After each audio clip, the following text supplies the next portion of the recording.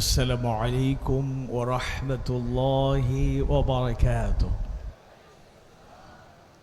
ওনারা কেন আছেন? আমাদেরকে ভালো রেখেছেন কে? আজকের ঐতিহাসিক মাহফিল যিনি কবুল করলেন, আওয়াজ বাড়িয়ে বলুন তো তিনি কে? সেই মাবুদের দরবারে শুকরিয়া আদায় করছি।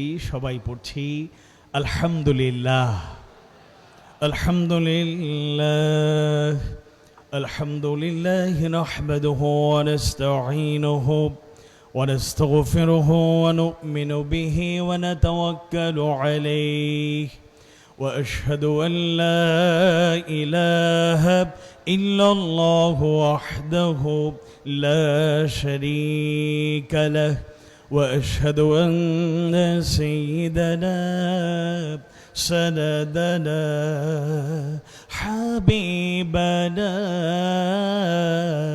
ومولانا محمد. أعوذ بالله من الشيطان الرجيم. بسم الله الرحمن الرحيم. وحشر لسليمان جنوده من الجن والإنس والطير فهم يوزعون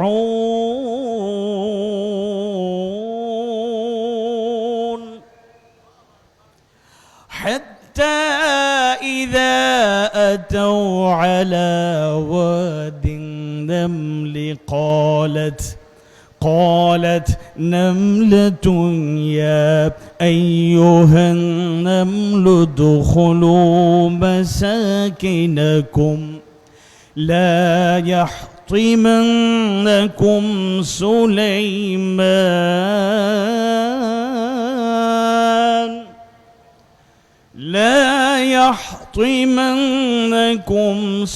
سليمان وجنوده وهم لا يشعرون.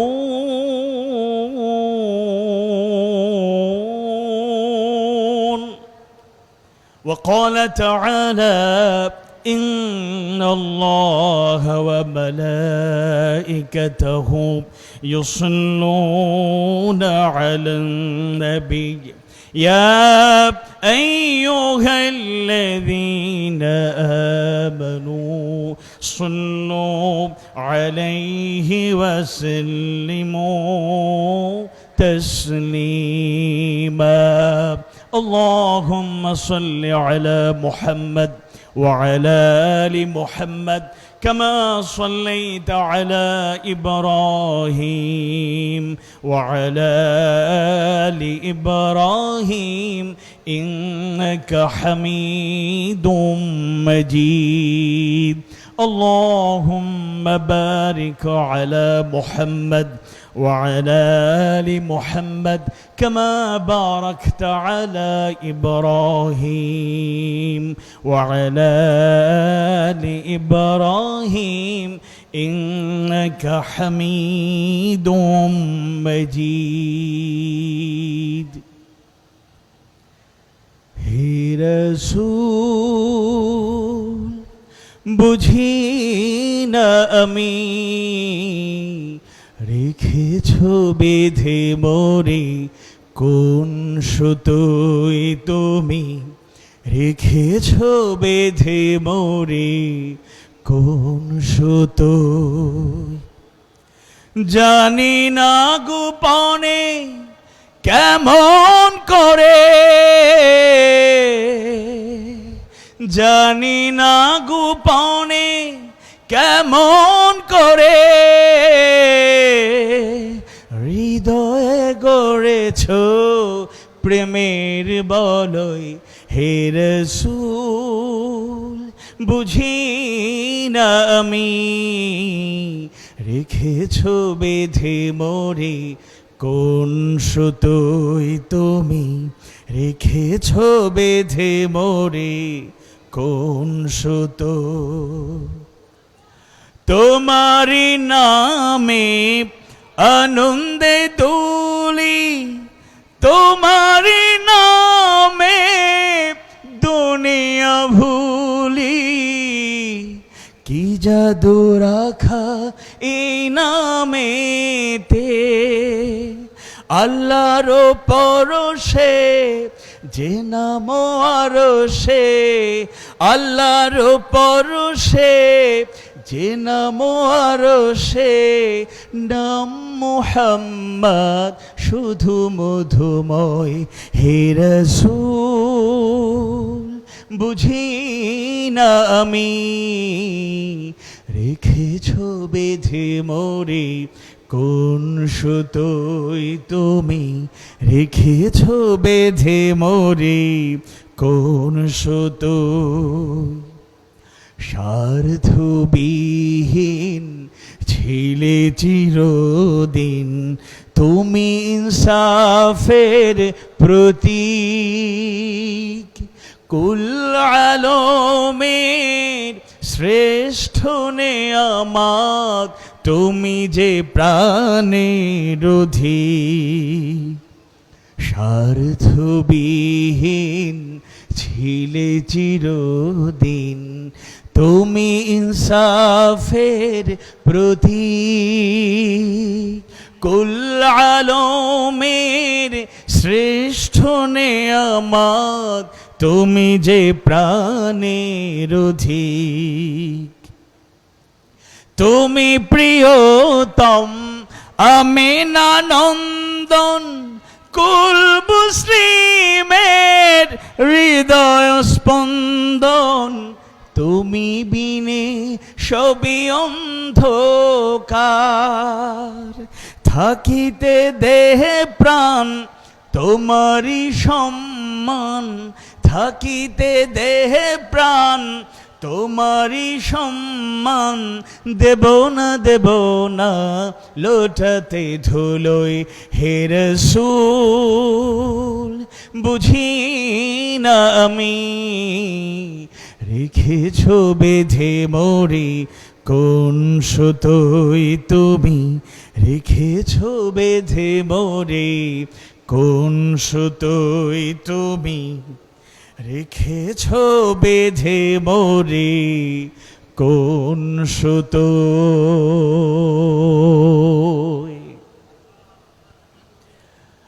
রব্বি জিদনি ইলমা, রব্বি ইশরাহ লি সাদরি ওয়া ইয়াসসির লি আমরি ওয়াহলুল উকদাতাম মিন লিসানি ইয়াফকাহু কাওলি। বাংলাদেশের অন্যতম শ্রেষ্ঠ জেলা, তাওহীদ প্রিয় মানুষের প্রিয় জনপদ, ঐতিহ্যবাহী চট্টগ্রামের লোহাগাড়ার ঐতিহ্যবাহী ময়দান চুনতি শাহ মঞ্জিল সিরাত ময়দান। ঐতিহ্যবাহী ময়দানে 19 দিনব্যাপী 55তম আন্তর্জাতিক মাহফিল সিরাতুন নবী সাল্লাল্লাহু আলাইহি সাল্লাম মাহফিলের 16তম রজনীর সমাপনী অধিবেশনের মুহতারাম সদরে মাহফিল হযরত উলামায়ে কেরাম অত্যন্ত গুরুত্বপূর্ণ আলোচনা পেশ করেছেন ঐতিহ্যবাহী শাহজালাল বিজ্ঞান ও প্রযুক্তি বিশ্ববিদ্যালয়ের অধ্যাপক, বর্তমান সময়ের নন্দিত ইসলামিক স্কলার, হকের পক্ষে বলিষ্ঠ কণ্ঠস্বর ডক্টর ফয়জুল হক হাফিজাহুল্লাহ। অত্যন্ত মূল্যবান আলোচনা পেশ করেছেন গণপ্রজাতন্ত্রী বাংলাদেশ সরকারের ধর্ম মন্ত্রণালয়ের মাননীয় উপদেষ্টা, এই জনপদেরই রত্ন, যিনি দায়িত্ব পাওয়ার পর থেকে হকের পক্ষে, সত্য সুন্দরের পক্ষে, দেশের কল্যাণে অগ্রণী ভূমিকা পালন করে যাচ্ছেন। উলামায়ে কেরামের প্রতিনিধি হিসেবে দায়িত্ব পালন করছেন ডক্টর মাওলানা আফম খালিদ হোসেন হাফিজাহুল্লাহ। আমন্ত্রিত অতিথিবৃন্দ, সাংবাদিক বন্ধুগণ, মিডিয়া ব্যক্তিত্বগণ, পর্দার আড়ালে শ্রদ্ধা মা এবং বোনেরা, আগত পিতৃতুল্য মুরব্বীবৃন্দ, প্রাণীর স্পন্দন, আশা ভরসার প্রতিচ্ছবি তরুণ যুবক ভাইয়েরা, কিশোর ভাইয়েরা, দূর দূরান্ত থেকে যারা কথাগুলো শুনছেন এবং সোশ্যাল মিডিয়ার মাধ্যমে যারা দেশ এবং প্রবাস থেকে দেখছেন, দেখবেন, শুনছেন, শুনবেন, মুমিন মুমিনা ভাই বোনদের প্রতি আন্তরিক কৃতজ্ঞতা, শুকরান, জাযাকুমুল্লাহ খায়রান। আমি আপনাদেরকে খুব বেশি কষ্ট দেব না। 10টা 45 পর্যন্ত আমি আলোচনা পেশ করব, অল্প সময়ে অত্যন্ত একটি গুরুত্বপূর্ণ আলোচনা। চুনতির এই সিরাত ময়দান এবং মাহফিলে সিরাতুন নবী যে কত গুরুত্বপূর্ণ এবং এত ধারাবাহিক বিষয়ভিত্তিক আলোচনা বাংলাদেশের কোথাও এরকম হয় কিনা, এত লং টাইম এটা আমাদের জানা নেই। হয় কিন্তু এরপর একটানা 19 দিন মোরলেস 100 জন বক্তা বিষয়ভিত্তিক আলোচনা করেন।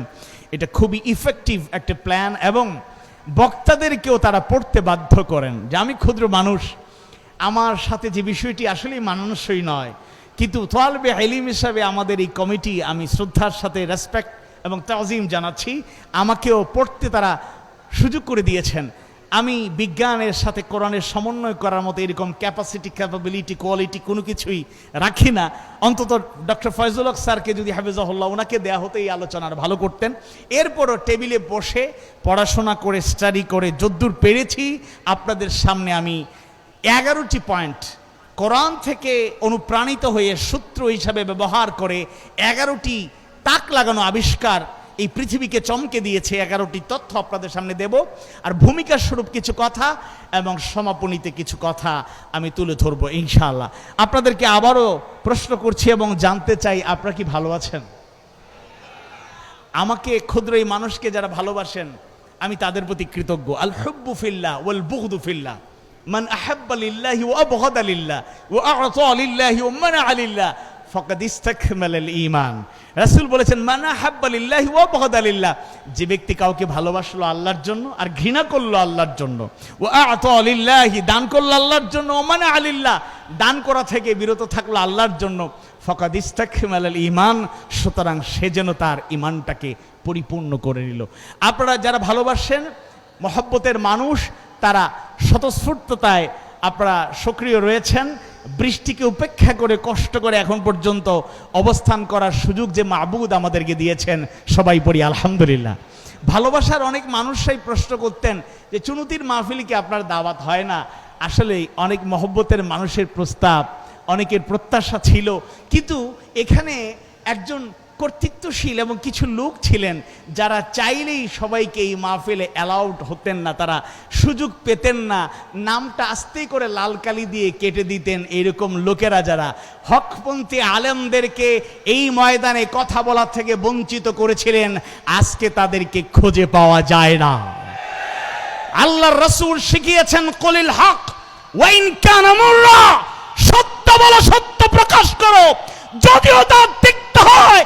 মাহফিলের দাওয়াত বন্ধ হতে পারে, মাহফিল স্তব্ধ হতে পারে, ষড়যন্ত্র চক্রান্ত হতে পারে, শহীদ করা হতে পারে, মিথ্যা মামলায় কারাগারে নিক্ষেপ করা হতে পারে, হকপন্থী আলেমদেরকে এক মুহূর্তের জন্য হক পথ থেকে সরানো যায় না। 15.5 বছরে যারা জুলুম চালিয়ে, অন্যায় চালিয়ে হকের পথ রুদ্ধ করার চেষ্টা করেছেন, মাস্টার প্ল্যান ছিল 2041-এর আগে তাদের পরিকল্পনায় বাস্তবায়িত হবে। আল্লাহর ফয়সালায় কার্যকর হয়েছে, তারা ব্যর্থ হয়ে গিয়েছেন। আপনাদের কাছে দোয়া চাই, আমরা যতদিন বাঁচবো যেন হককে আঁকড়ে ধরেই থাকতে পারি। দুনিয়ার কিছু সুযোগ সুবিধা যদি নাও থাকে, এরপরে আমরা থমকে যাব না, ভরকে যাব না, দুর্বল হব না ইনশাআল্লাহ। আর দাওয়াত আমাকে পাবেনও কেমনে? ওই যারা ছিলেন তাদের আমলে আলহামদুলিল্লাহ আপনারা যেভাবে মেহমানদারি করেন, ওনারাও 3 বার আমাকে মেহমানদারির জন্য নিয়ে গিয়েছেন, খুব আদর যত্ন করেছেন, সরকারি খরচে খাওয়া দাওয়ার ব্যবস্থা করেছেন। পাশাপাশি আল্লাহর রহমতে একটা উল্লেখযোগ্য সময় আমাদেরকে অতিবাহিত করতে হয়েছে কোর্টে হাজিরা দিতে দিতে। আমাকে অনেকেই প্রশ্ন করত, কি অবস্থা হুজুর, আপনার কি অবস্থা? অনেকে দোয়া চাইতো, হুজুর দোয়া করেন, মামলা টামলা হয়েছে, অস্থিরতার মধ্যে আছি। তা আমি মজা করে বলতাম, যার কাছে দোয়া চাইছেন তার জন্য একটু দোয়া করবেন, কারণ আমারও মামলা টামলা বেশি ছিল না, মাত্র 54টা ছিল আর কি, আল্লাহর রহমতে আলহামদুলিল্লাহ। যাই হোক, আজকে যে গুরুত্বপূর্ণ বিষয়, আপনাদের অ্যাটেনশন যত বেশি গ্রো করবে আমি তত বেশি উপকৃত হব, উৎসাহিত হব, এবং বিষয়গুলো অত্যন্ত সময় উপযোগী। আমাদের ইসলাম কত বড় জীবন ব্যবস্থা, কোরআন যে কত আযীম এক কিতাব, এখানে কি আছে আমাদেরকে ভালো করে উপলব্ধি করার চেষ্টা করতে হবে। ইসলাম নিছক একটি ধর্মের নাম নয়, ইসলাম একটি পরিপূর্ণ জীবন ব্যবস্থার নাম। আল্লাহ সুবহানাহু ওয়া তাআলার মনোনীত পছন্দের একটা দিন জীবন ব্যবস্থার নাম হলো ইসলাম। সূরা আলে ইমরানের 119 নম্বর আয়াতে কারিমা আল্লাহ তাআলা সেই কথাটি জানিয়ে দিয়েছেন, ইন্নাদ-দীনা ইনদাল্লাহিল ইসলাম, নিশ্চয়ই আল্লাহর নিকট মনোনীত পছন্দের দিন হচ্ছে ইসলাম। সূরা আল মাইদার 3 নম্বর আয়াতে কারিমায় আল্লাহ সুবহানাহু ওয়া তাআলা জানায়া দেন, আল ইয়াউমা আকমালতু লাকুম দীনাকুম ওয়া আতমামতু আলাইকুম নি'মাতি ওয়া রাদিতু লাকুমুল ইসলাম দীনা। আল্লাহ সুবহানাহু ওয়া তাআলা জানায়া দেন, আজ আমি তোমাদের জন্য তোমাদের দিনকে পূর্ণ করে দিলাম এবং তোমাদের উপর আমার নিয়ামত সম্পূর্ণ করলাম এবং তোমাদের জন্য ইসলামকেই দিন হিসেবে পছন্দ করলাম। সুবহানাল্লাহ। আল্লাহ তাআলা দিনটাকে পরিপূর্ণ করে দিলেন। এই আয়াতাংশ থেকে সুস্পষ্ট ধারণা আমাদের তৈরি হয়, Islam is the complete code of life. Islam একটি পরিপূর্ণ জীবন বিধান। দেখুন, আমরা বিশেষ করে আমি প্রথম যখন সূরা ইয়াসিনের তাফসীর পড়া শুরু করি বা ব্যাখ্যা অনুবাদ বিশ্লেষণ পড়া শুরু করি, মাঝে মধ্যে দ্বিতীয় আয়াতে এসে একটু থেমে যেতাম, ভাবতাম আল্লাহ তাআলা কোরআনের ব্যাপারে বলছেন বিসমিল্লাহির রহমানির রহিম, ইয়াসিন ইয়াসিন ওয়াল কুরআনিল হাকীম,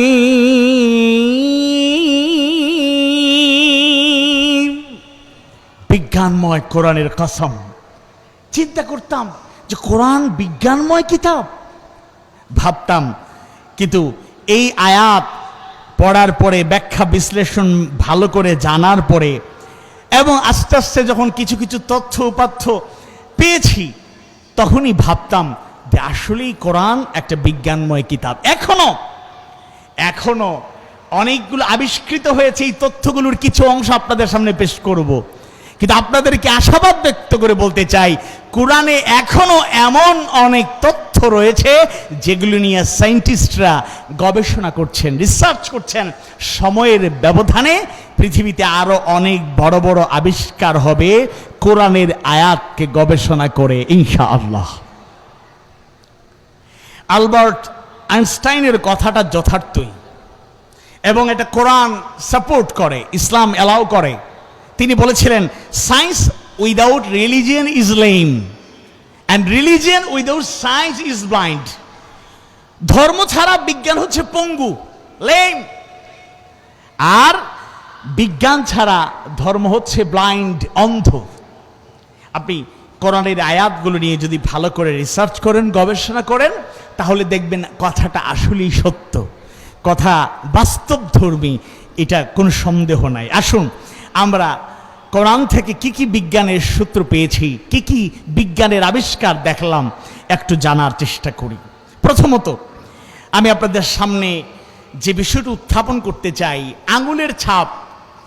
আমরা পাসপোর্ট অফিসে গেলেই আঙুলের ছাপ দিতে হয়, কোর্ট কাছারিতে গেলেই আঙুলের ছাপ দিতে হয়, টিপসই তো বহু আগেই চালু হয়েছে। এই যে আঙুলের ছাপ, সূরা আল কিয়ামার 3 এবং 4 নম্বর আয়াতে কারিমার গবেষণা থেকে বিজ্ঞানীরা এই আঙ্গুলের ছাপের এত গুরুত্ব, এত ইম্পর্টেন্স জাতির সামনে, দুনিয়াবাসীর সামনে তুলে ধরলেন। এটা নিয়ে আমরা একটু আলোচনা করি। সূরা আল কিয়ামার 3 এবং 4 নম্বর আয়াতে কারিমায় আল্লাহ সুবহানাহু ওয়া তাআলা জানায়া দেন, আউযু বিল্লাহি মিনাশ শাইতানির রাজীম, আয়াহসাবুল ইনসানু আল্লান নাজমা'a 'ইযামাহু বালা কাদিরিনা আলা আন নুসাউইয়া বানানাহু।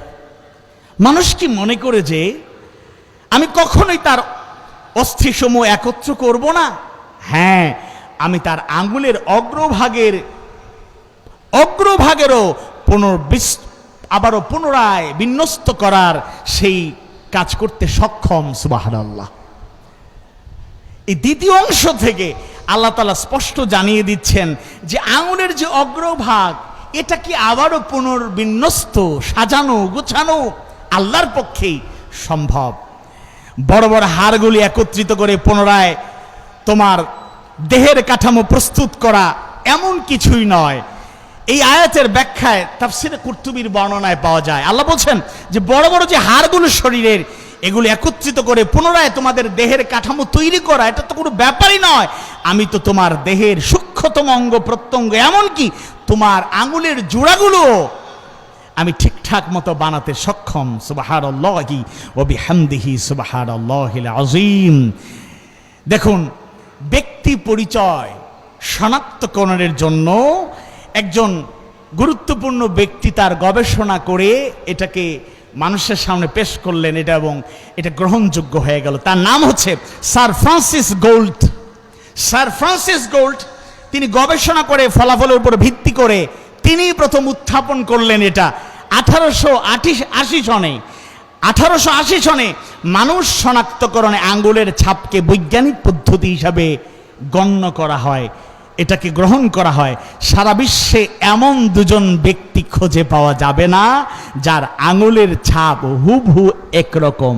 এমনকি যমজ দুই ভাই, যমজ দুই সন্তান, যমজ দুই মানুষ এই পৃথিবীতে আসলে চেহারাগত দিক থেকে অনেকটা মিল পাওয়া যায়, কিন্তু তাদেরও আঙ্গুলের ছাপ যদি আপনারা টেস্ট করে দেখেন, যাচাই করে দেখেন, দেখবেন তাদের আঙ্গুলের ক্ষেত্রেও ভিন্নতা পাওয়া যায়। একই রকম আঙ্গুলের ছাপ তাদের নাই। সুবহানাল্লাহ, আল্লাহু আকবার। পৃথিবীতে একটা মানুষের আঙ্গুলের ছাপের সাথে আরেকটা আঙ্গুলের মানুষের ছাপের কোনো মিল নেই। সুবহানাল্লাহি ওয়া বিহামদিহি সুবহানাল্লাহিল আযীম। এই যে সূরা আল কিয়ামা 3 এবং 4 নম্বর আয়াতে কারিমা আল্লাহ যে ইঙ্গিত করলেন, মোরলেস 1500 বছর পরে বা আরো কিছু আগে, যেহেতু 1880 সালে এটা প্রথম বিজ্ঞানী এবং গবেষক তিনি উত্থাপন করলেন এবং সেটা গ্রহণযোগ্য হলো। স্যার ফ্রান্সিস গোল্ড তিনি এটা উত্থাপন করলেন। দ্বিতীয়ত, আমরা যে বিষয়টা একটু আপনাদের সামনে উত্থাপন করতে চাই, সেটা হচ্ছে চামড়ায় ব্যথা অনুভব আমরা করি নাকি করি না? চামড়ায় ব্যথা অনুভব করি, কিন্তু এটা নিয়ে কিন্তু মিশ্র প্রতিক্রিয়া ছিল। ইতিপূর্বে বিজ্ঞানী গবেষকদেরও কিছু ধারণা ছিল, সেটা আমি বলবো। আসুন, এটা কোন আয়াতের আলোকে সিদ্ধান্তে উপনীত হয়ে গেলেন বিজ্ঞানীরা যে চামড়ায় ব্যথা অনুভূত হয়, সেটা হচ্ছে সূরা আন-নিসার 56 নম্বর আয়াতে কারিমা। সূরা আন-নিসা 4th সূরা 56 নম্বর আয়াতে কারিমায় আল্লাহ সুবহানাহু ওয়া তাআলা জানায়া দেন, ইন্নাল্লাযীনা কাফারু বিআয়াতিনা সাওফা নুসলিহিম নারা কুল্লামা নাদিজাত জুলুদুহুম بدلناهم جلودا غيرها ليذوقوا العذاب إن الله كان عزيزا حكيما। চতুর্থ সূরা নিসার 56 নম্বর আয়াতে কারিমা আল্লাহ তাআলা জানিয়ে দিচ্ছেন, নিশ্চয়ই যারা আমার আয়াত সমূহকে অস্বীকার করেছে, অচিরেই আমি তাদেরকে প্রবেশ করাবো আগুনে। যখনই তাদের চামড়াগুলো পুড়ে যাবে, তখনই আমি তাদেরকে পাল্টে দেব অন্য চামড়া দিয়ে, যাতে তারা আস্বাদন করে আযাব, শাস্তি। নিশ্চয় আল্লাহ পরাক্রমশালী, প্রজ্ঞাময়। আল্লাহু আকবার। কাফের মুশরিক, আল্লাহদ্রোহী যারা আল্লাহর আয়াতকে অস্বীকার করে, এই সমাজে এরকম লোক এখনো আছে না নাই? আওয়াজ বাড়িয়ে বলুন, আছে না নাই? যারা মুসলমান তারা আল্লাহর একটা আয়াতকে অস্বীকার করতে পারে? কথা বলে না, পারে? দুঃখজনক হলো সত্য কি, মুসলমান নামধারী লোকদের মধ্যে এরকম লোক পাওয়া যায় যারা আল্লাহর আয়াতকে পূর্ণাঙ্গ রূপে না হলেও আংশিকভাবে অস্বীকার করে। এরা মতলববাজ, সুবিধাবাদ, এরা সুবিধাবাদী, কয় সুবিধাবাদ জিন্দাবাদ। যে আয়াত তাদের স্বার্থে লাগে না স্বাভাবিকভাবে থাকে, এটা নিয়ে তাদের কোনো টেনশন নাই। কিন্তু যেই আয়াত তাকে নির্দেশ দেয়, তাকে আদেশ মানতেই হবে, কিন্তু সেটা সে পারে না, জাগতিক স্বার্থে, দুনিয়াবি লোভে, ক্ষমতার দ্বন্দ্বে কিংবা কোনো অন্য কারণে, তখন দেখা যায় সে আয়াতকে সে অ্যাভয়েড করে যায়, পাশ কাটিয়ে যায়, ইনডিরেক্টলি সে অস্বীকার করে। কখনো কখনো কেউ কেউ ডিরেক্টলি অস্বীকার করে। অনেক বড় বড় নেতা আছেন, মুসলমান নামধারী নেতাও আছেন, যারা আমাদেরকে সবক দেন যে কোরআনের সাথে রাজনীতির কোনো সম্পর্ক নাই, ইসলামের সাথে রাজনীতির কোনো সম্পর্ক নাই। এক নাম্বার, হয় এরা জাহেল, আর নয় এরা জাতিকে বিভ্রান্ত করার জন্য, তাদের স্বার্থ হাসিলের জন্য অপরাজনীতি জাতির ঘরে চাপিয়ে দিতে চায়। একটা আয়াত স্বীকার করা যাবে না। আকিমুস সালাহ, আকামুস সালাহ ওয়া ইউকিমুনাস সালাহ ওয়া আকিমিস সালাতা লিযিকরি, যেভাবে আল্লাহ তাআলা সালাতের ব্যাপারে বারবার ৮২ বার তাগিদ দিয়েছেন, এই সালাত কায়েমের চেষ্টা আমাদেরকে চালিয়ে যেতে হবে। একইভাবে আল্লাহ তাআলা সূরা আশ-শুরার ১৩ নম্বর আয়াতে কারিমায় জানিয়ে দিয়েছেন, আনাকিমুদ্দিন ওয়ালা তাতাফাররাকু ফি, আনাকিমুদ্দিন, তোমরা দিনকে কায়েম করো, ওয়ালা তাতাফাররাকু ফি, আর মতভেদে লিপ্ত হয়ে যাও না, পৃথক বিচ্ছিন্ন হয়ে যাও না। সুতরাং নামাজ যেভাবে ফরজ, সমাজ রাষ্ট্রে দিন কায়েম ফরজ। এইটা যারা মানে না, এরা আল্লাহর আয়াতকে সুস্পষ্টভাবে লঙ্ঘন করে। এদের সাথে প্রকৃত মুসলমানের কোনো সম্পর্ক থাকতে পারে? আরো আসতে বলুন, থাকতে পারে? আওয়াজ বাড়িয়ে বলুন, থাকতে পারে। তো এরকম লোকদেরকে আল্লাহ তাআলা শাস্তি দেবেন, পুড়ে পুড়ে তাদের আগুনে দগ্ধ হয়ে তাদের চামড়া সব জ্বলে পুড়ে ছাই হয়ে যাবে। আল্লাহ এবার বলছেন, রিপিট এগেইন, আল্লাহ তাআলা সেটা আবার তৈরি করবেন। হযরত মুআজ রাদিয়াল্লাহু আনহু এর ব্যাখ্যায় বলেছেন, তাদের শরীরের চামড়াগুলো যখন জ্বলে পড়ে যাবে তখন সেগুলো পাল্টে দেয়া হবে, এবং এ কাজটি এত দ্রুত গতিতে সম্পাদিত হবে যে এক মুহূর্তে ১০০বার চামড়া পাল্টানো যাবে। আল্লাহু আকবার। তাফসীর ইবনে কাসিরের বর্ণনায় পাওয়া যায়, হাসান বসরি রাহিমাহুল্লাহ বলেন, আগুন তাদের চামড়াকে একদিনে ৭০,০০০ বার খাবে। এটা আমাদের যেনতেন ব্যক্তির মন্তব্য নয়। হাসান বসরি রাহিমাহুল্লাহ, জগৎ বিখ্যাত একজন মুফাসসির, তিনি বলছেন আগুন তাদের চামড়াকে একদিনে ৭০,০০০ বার খাবে। যখন তাদের চামড়া খেয়ে ফেলবে, অমনি সেসব লোককে বলা হবে তোমরা পূর্বাবস্থায় ফিরে যাও, সাথে সাথে সেগুলো পূর্বের মতো হয়ে যাবে। নাউযু বিল্লাহি মিন যালিক। পূর্বের মতো মনে করা হতো, পূর্বে অনেক আগেই মনে করা হতো যে অনুভূতি এবং ব্যথা বেদনা যেগুলো হয় এগুলো জ্ঞানেন্দ্রিয়, কেবলমাত্র মস্তিষ্কের সাথে রিলেটেড, স্নায়ু সেটা উপলব্ধি করতে পারে। কিন্তু সাম্প্রতিক সময়ে বিজ্ঞানের গবেষণায় প্রমাণিত হয়েছে যে ব্যথা বেদনার সারাদানকারী গ্রন্থি বা কোষসমূহ, যেটাকে বলে পেইন রিসেপ্টরস, চামড়ার মধ্যেও রয়েছে। এগুলো ব্যতীত কোনো ব্যক্তি ব্যথা বেদনা অনুভব করতে পারে না। আপনারা ডাক্তারের কাছে চামড়া পুড়ে গেলে, জ্বলে গেলে আপনারা যাই, ডাক্তারের কাছে গেলে দেখবেন ডাক্তার অগ্নিদগ্ধ আগুনে পোড়া লোকটার রোগীকে পরীক্ষা করতে গিয়ে ছোট্ট একটা পিন, একটা সরু পিন ব্যবহার করে চামড়ার মধ্যে আস্তে আস্তে আঘাত করে ঘা দেওয়ার চেষ্টা করে। সে টেস্ট করতে চায় রোগীদের চামড়া কতটুকু ক্ষত হয়েছে। রোগী যদি সরু একটা পিন দিয়ে আঘাত করার পরে রোগী যদি একটু নড়াচড়া করে, আহ উ শব্দ করে বা ব্যথা অনুভব করে, ডাক্তার তখন খুশি হন। এই কারণে খুশি হন যে চামড়াটা যদ্দূর পুড়ছে এটা বেশি গভীর হয় নাই, কারণ বেশি গভীর না হওয়ার কারণে একটু সরু পিন দিয়ে যখন আঘাত করা হয়েছে সে ব্যথা পাচ্ছে। যদি সরু পিন দিয়ে আঘাত করার পরও চামড়া পুড়ে যাওয়া ব্যক্তি শব্দ না করে, তার কোনো অ্যাকশন কিছু না হয়, তাহলে ডাক্তার টেনশনে পড়ে যান। তখন বুঝতে পারেন তার ক্ষতটা, অগ্নিদগ্ধ হওয়াটা অনেক ভয়াবহ আকার ধারণ করেছে। সুতরাং চামড়ায়ও এই যে ব্যথাটা অনুভব করে, পেইন রিসেপ্টরস এর এই গবেষণার বিজ্ঞানীরা এটা প্রমাণ করে দিয়েছেন, যেটা কোরআনে কারীমে আল্লাহ তাআলা 14,000 বছর আগে, 1,500 বছর আগে, অনেক আগে আল্লাহ তাআলা আয়াতে কারিমার মাধ্যমে জানিয়ে দিয়েছেন। এবার আসুন 3 নাম্বার, এই বিষয়ে অবশ্য আমাদের অনেকে আলোচনা শুনি, আমাদের কম বেশি জানা রয়েছে। সেটা হচ্ছে সূর্য গ্রহ নক্ষত্রের পরিভ্রমণ। সূর্য গ্রহ নক্ষত্র যার যার কক্ষপথে পরিভ্রমণ করে। সূরা ইয়াসিনের 40 নম্বর আয়াতে কারিমার আলোকে অনেক আগেই বিজ্ঞানীরা একমত হয়ে একাত্মতা পোষণ করে, তাদের থিওরি, তাদের চিন্তা ভাবনা ভিন্ন ছিল, মতপার্থক্য ছিল, তারা একত্রিত হয়ে কোরআনের আয়াতকে মেনে নিয়েছেন।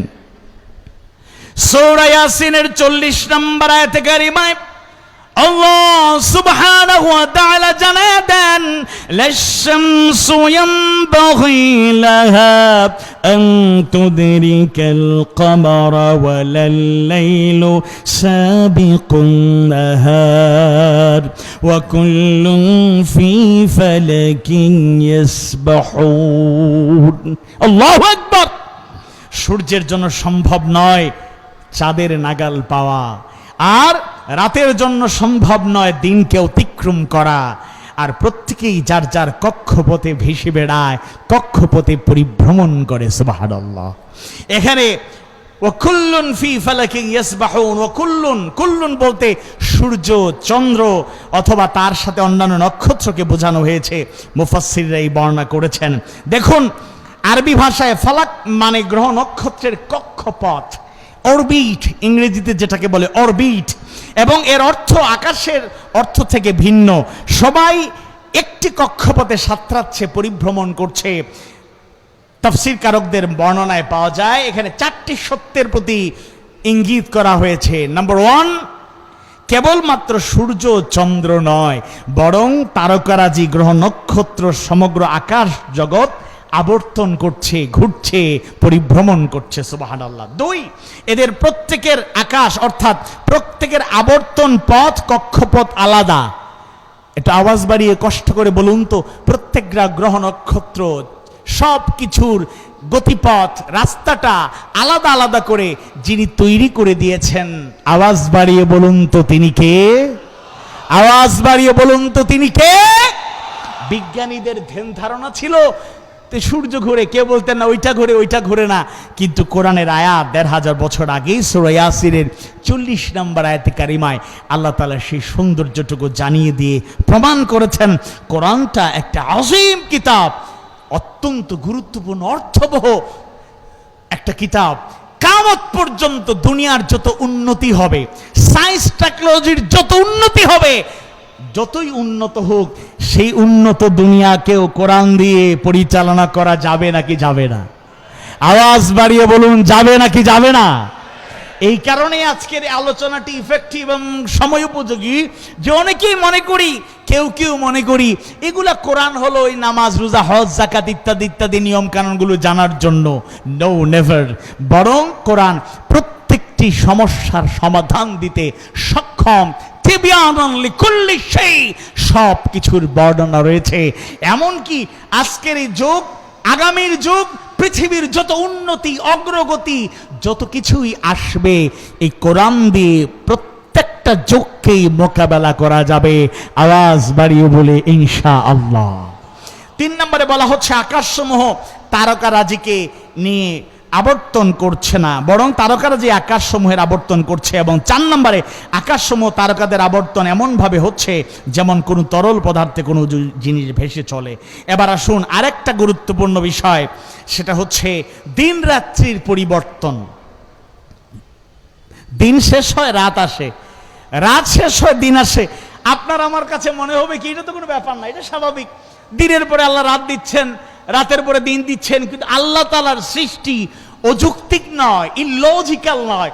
প্রত্যেকটা নিয়ম করার পেছনে আল্লাহ তাআলার একটা হিকমা, একটা উইজডম, এক একটা লক্ষ্য, এক একটা টার্গেট রয়েছে। দেখুন, আধুনিক বিজ্ঞানের বর্ণনা, দিন রাতের পরিবর্তন যদি না হতো, পৃথিবীর এক পৃষ্ঠের সবকিছু পুড়ে ছাই হয়ে যেত।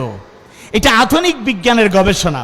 যদি দিন আর রাত, রাত আর দিন এরকম সুন্দর করে সুবিন্যস্ত না থাকতো, সাজানো না থাকতো, একটার পরে একটা এরকম মালার মতো গাথা না থাকতো, এরকম টাইম শিডিউল মেনটেন না হতো, তাহলে বিজ্ঞানীদের গবেষণা পৃথিবীর একটা অংশ পুড়ে ছাই হয়ে যেত, আর অন্য পৃষ্ঠে ঠান্ডা জনিত কারণে মানব জাতি সহ প্রাণীকুল মৃত্যুর দিকে ধাবিত হতো, ধ্বংস হয়ে যেত।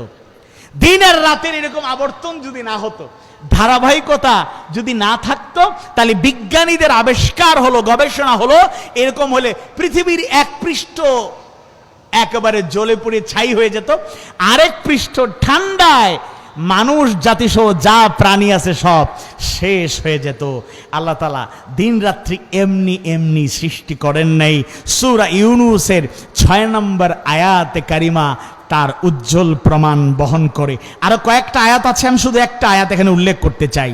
সূরা ইউনূস 10ম সূরার 6 নম্বর আয়াতে কারিমায় আল্লাহ সুবহানাহু ওয়া তাআলা জানায়া দেন, ইন্না ফি ইখতিলাফিল লাইলি ওয়ান নাহারি ওয়া মা খালাকাল্লাহ وما خلق الله في السماوات والأرض لآيات لقوم يتقون।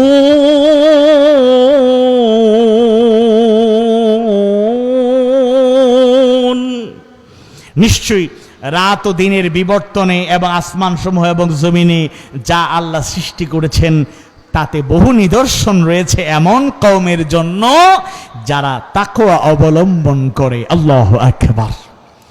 যারা তাকওয়ার নীতি অবলম্বন করে, যারা আল্লাহর ভয় লালন করে, আল্লাহর জন্যই পাপ পঙ্কিলতা থেকে বেঁচে থাকে, তাকওয়ার গুণ অর্জন করে, তাদের জন্য এই যে রাতের পর দিন আসে, দিনের পর রাত, এই যে আবর্তনটা আছে, এর মধ্যে মুত্তাকীদের জন্য নিদর্শন আছে। আবার আসমান জমিনেও বহু নিদর্শন আছে। বিজ্ঞানীরা গবেষণা করে দেখলো, রাত আর দিনটা যদি এরকম আবর্তন না হতো, পৃথিবীর এক অংশ জ্বলে পড়ে ছাই হয়ে যেত, আর আরেকটা অংশ ঠান্ডা জনিত কারণে পৃথিবী থেকে বিদায় নিত, মৃত্যুবরণ করত। এবার গুরুত্বপূর্ণ একটা বিষয়, আপনাদেরও কিছু কিছু জানা রয়েছে মানব সৃষ্টি নিয়ে এবং মানব সৃষ্টির ধারাবাহিকতা নিয়ে। মেডিকেল সায়েন্টিস্টদের অনেক গবেষণা, অনেক ডাক্তাররা আমাদের সাথে অনেক বিষয় শেয়ার করেন, আমরা অনেক কিছু জানার সুযোগ পাই।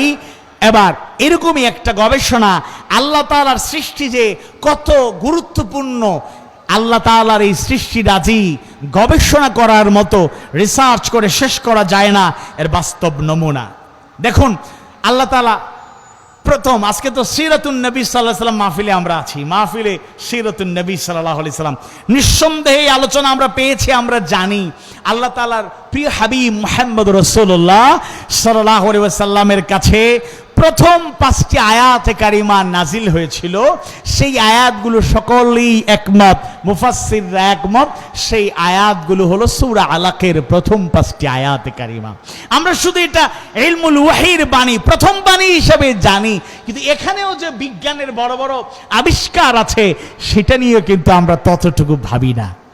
أعوذ بالله من الشيطان الرجيم بسم الله الرحمن الرحيم اقرأ باسم ربك الذي خلق خلق الإنسان من علق اقرأ وربك الأكرم الذي علم بالقلم علم الإنسان ما لم يعلم الله أكبر اقرأ পড়ুন বিসমি রব্বিকাল্লাযী খালাক, আপনার সেই প্রভুর নামে যিনি আপনাকে সৃষ্টি করেছেন।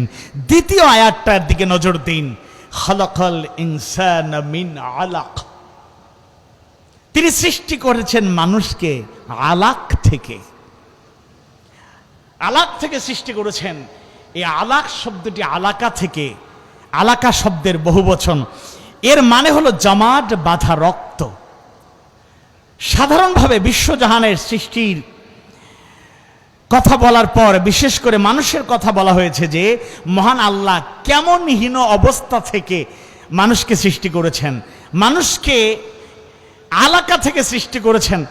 সেই আলাক অর্থ অনেকগুলো অর্থ নেওয়া হয়, এর মধ্যে উল্লেখযোগ্য দুটি অর্থ আপনাদেরকে শোনাই। সেটা হচ্ছে কোনো কিছু যা লেগে থাকে এমন জিনিস। কেউ কেউ অর্থ নিয়েছেন জুকের মতো বস্তু হলো আলাকা, আলাক। আর কানাডার টরেন্টো বিশ্ববিদ্যালয়ের ডিপার্টমেন্ট অফ অ্যানাটমির চেয়ারম্যান, কানাডা টরেন্টো ইউনিভার্সিটির ডিপার্টমেন্ট অফ অ্যানাটমির চেয়ারম্যান এবং ভ্রূণ তত্ত্ববিদ, তিনি আপনাদেরও অনেকেরই পরিচিত অধ্যাপক ডাক্তার Keith Moore. Doctor Keith Moore তিনি ওই যে আলাকা এর অর্থ জুকের মতো বস্তু, প্রাথমিক অবস্থায় ভ্রূণ যে জুকের মতো দেখায় কিনা যাচাই করার উদ্দেশ্যে তিনি এটা নিয়ে গবেষণা শুরু করেন।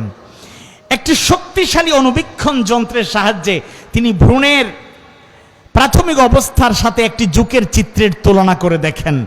অবাক করা কাণ্ড হলো তিনি অভিভূত হয়ে পড়েন এবং উভয়ের মধ্যে ওই যে অনুবীক্ষণ যন্ত্রের মাধ্যমে ভ্রূণের যে একটা সদৃশ্য বিষয় এবং একটা জুকের মধ্যে এই দুটার তফাৎ করতে গিয়ে, দুটা নিয়ে রিসার্চ করতে গিয়ে, স্টাডি করতে গিয়ে অবাক হয়ে দেখেন, অবাক করা কাণ্ড হলো ভ্রূণটা একেবারেই জুকের মতো, এরকম বস্তুর মতো দেখায়। তাই সেই ডক্টর কেইথ মুর তিনি এটা স্বীকার করে নিয়েছেন এবং এই সূরার পরে তিনি অন্য আয়াতগুলো নিয়ে গবেষণা করেছেন। উল্লেখযোগ্য আয়াতটা হলো আলাক। আল্লাহ যে মানুষকে আলাক থেকে, এক ফোঁটা নাপাক পানি থেকে সৃষ্টি করেছেন। আবার অনেকগুলো অর্থের মধ্যে একটা হলো আলাক হলো এমন, আলাকা হলো এমন যেটা জুকের মতো একটা বস্তু, কোনো কিছু লেগে থাকে এরকম একটা বস্তু। আর ডক্টর কেইথ মুর সেটাকে গবেষণা করে কোরআনের আয়াতের সাথে বর্তমান পৃথিবীর একটা প্রাণী সে জুকের মতো বস্তু, ছোট্ট বস্তুকে অনুবীক্ষণ যন্ত্র দ্বারা গবেষণা করে প্রমাণ করেছেন, প্রমাণ পেয়েছেন। সেটা হচ্ছে কোরআনের আয়াত, মহাসত্য, সুবহানাল্লাহ। আমি শুধু আরেকটি অংশ আপনাদেরকে এই ব্যাপারে বলি। সৃষ্টির ধারাবাহিকতা যদি আপনারা ভালো করে জানতে চান এবং বর্তমান বিজ্ঞানও এর সাথে 100% একমত পোষণ করেছে, আল্লাহর সৃষ্টির ধারাবাহিকতা আসলেই সৌন্দর্যমণ্ডিত। সূরা মুমিনুন 23 নম্বর সূরার 12 থেকে 14 নম্বর আয়াত, তিনটা আয়াত আপনারা ব্যাখ্যা বেশি করার সুযোগ পাবো না, শুধু আয়াত আর অনুবাদটা শোনাই, আপনারা নিজের আগে একটু পড়বেন, জানার চেষ্টা করবেন, দেখবেন আল্লাহর সৃষ্টির ধারাবাহিকতার বর্ণনা বর্তমান অত্যাধুনিক বিজ্ঞানও মানতে বাধ্য হয়েছে, একমত হয়েছে। সুবহানাল্লাহ। আল্লাহ সুবহানাহু ওয়া তাআলা 23 নম্বর সূরা আল মুমিনুনের 12 নম্বর আয়াত কারিমায় জানায়া দেন, ওয়া লাকাদ খালাকনাল ইনসানা মিন সুলালাতিন মিন তিন। আর অবশ্যই আমি মানুষকে মাটির নির্যাস থেকে সৃষ্টি করেছি। এরপরে 13 নম্বর আয়াতে কারিমা আল্লাহ তাআলা বলেন, সুম্মা জাআলনাহু নুতফাতান ফি করারিম মাকিন। আর আমি তাকে শুক্ররূপে সংরক্ষিত আধারে স্থাপন করেছি। সুবহানাল্লাহ। ওই মাটির নির্যাস থেকে অতঃপর শুক্ররূপে তাকে সংরক্ষিত আধারে আমি স্থাপন করেছি। 14 নম্বর আয়াতে একটু ডিটেইল বিস্তারিত আল্লাহ জানায় দেন, সুম্মা খালাকনা নুতফাতা আলাকাতান ফাখালাকনাল আলাকাতা মুদগাতান ফাখালাকনাল মুদগাতা ইযামা ফাকাসাওনাল ইযামা লাহমা ثم أنشأناه خلقا آخر فتبارك الله أحسن الخالقين فتبارك الله আহসানুল খালিকিন। তারপর শুক্রকে আমি আলাকায় পরিণত করি, তারপর আলাকাকে গোশতপিণ্ডে পরিণত করি, তারপর গোশতপিণ্ডকে হাড়ে পরিণত করি, তারপর হাড়কে গোশত দিয়ে আবৃত করি, অতঃপর তাকে অন্য এক সৃষ্টিরূপে গড়ে তুলি। ফাতাবারাকাল্লাহু আহসানুল খালিকিন। অতএব সর্বোত্তম স্রষ্টা আল্লাহ কত বরকতময়, আল্লাহু আকবার। এগুলো নিয়ে গবেষণা করলে আমাদের ঈমান আরো তাজা হবে। দেখুন, এবার শুরুতেই আমি আপনাদেরকে যে আয়াত দুটি তেলাওয়াত করে শুনিয়েছি, এবার আসুন বিজ্ঞানময় কিতাব, আসিম কিতাব, আল্লাহ সূরা আন-নামল, পিঁপড়ার নামে একটা সূরা নাজিল করলেন। সূরার নাম কি? আন-নামল, পিঁপড়া। দেখুন, পিঁপড়ার মধ্যেও বিজ্ঞানীরা আল্লাহ তাআলা পিঁপড়ার নামে একটা সূরা নাজিল করলেন, এবং পিঁপড়ার ব্যাপারে সূরা আন-নামলের 17 এবং 18 নম্বর আয়াতে কারিমায় আল্লাহ তাআলা যে বর্ণনা দিয়েছেন, এটাকে রিসার্চ করে আমাদের জীবনের সাথে বিজ্ঞানীরা কি মিলিয়ে দেখেছেন আমি আপনাদের সামনে পেশ করতে চাই। সূরা আন-নামল 27 নম্বর সূরা 17 নম্বর আয়াত কারিমায় আল্লাহ সুবহানাহু ওয়া তাআলা জানায় দেন, ওয়া হুশিরা লিসুলাইমানা জুনুদুহু মিনাল জিন্নি ওয়াল ইনসি ওয়াত-তয়রি ফাহুম ইউযাউন। আর সুলাইমানের জন্য তার সেনাবাহিনী থেকে জিন, মানুষ ও পাখিদের সমবেত করা হলো, তারপর এদেরকে বিন্যস্ত করা হলো। এবার 18 নম্বর আয়াতে কারিমায় আল্লাহ তাআলা কি গুরুত্বপূর্ণ তথ্য জানিয়ে দেন, খেয়াল করে শুনুন। হাত্তা ইযা আতাউ আলা ওয়াদিন নামলি ক্বালাত নামলাতুন ইয়া আইয়ুহান নামলু দুখুলু মাসাকিনাকুম লা ইয়াহতিমান্নাকুম সুলাইমান ওয়া জুনুদুহু ওয়া হুম লা ইয়াশউরুন। অবশেষে যখন তারা পিঁপড়ার উপত্যকায় পৌঁছল, তখন এক পিঁপড়া বলল, ওহে পিঁপড়ার দল। পিঁপড়ার একজন দাঁড়িয়ে পিঁপড়াকে বলতেছে, ওহে পিঁপড়ার দল, তোমরা তোমাদের বাসস্থানে প্রবেশ করো, তোমরা উদখুলু মাসাকিনাকুম, তোমরা তোমাদের বাসস্থানে ঘরের মধ্যে ঢুকে যাও, কেননা সুলাইমান ও তার বাহিনী তোমাদেরকে যেন অজ্ঞাতসারে পিষ্ট করে মারতে না পারে। সুলাইমান আলাইহিস সালাম তিনি তার বাহিনী নিয়ে রওনা হয়েছেন। পিঁপড়ার দলের একজন দাঁড়িয়ে পিঁপড়াদেরকে বলতেছে, ইয়া আইয়ুহান নামল, হে পিঁপড়া শোনো, উদখুলু মাসাকিনাকুম, তোমরা তোমাদের ঘরের মধ্যে প্রবেশ করো। দেখুন, এই যে বর্ণনাগুলো, এগুলার আমি তাফসিরের বর্ণনায় যাচ্ছি না, আমি সরাসরি ব্যাখ্যায় চলে যাই।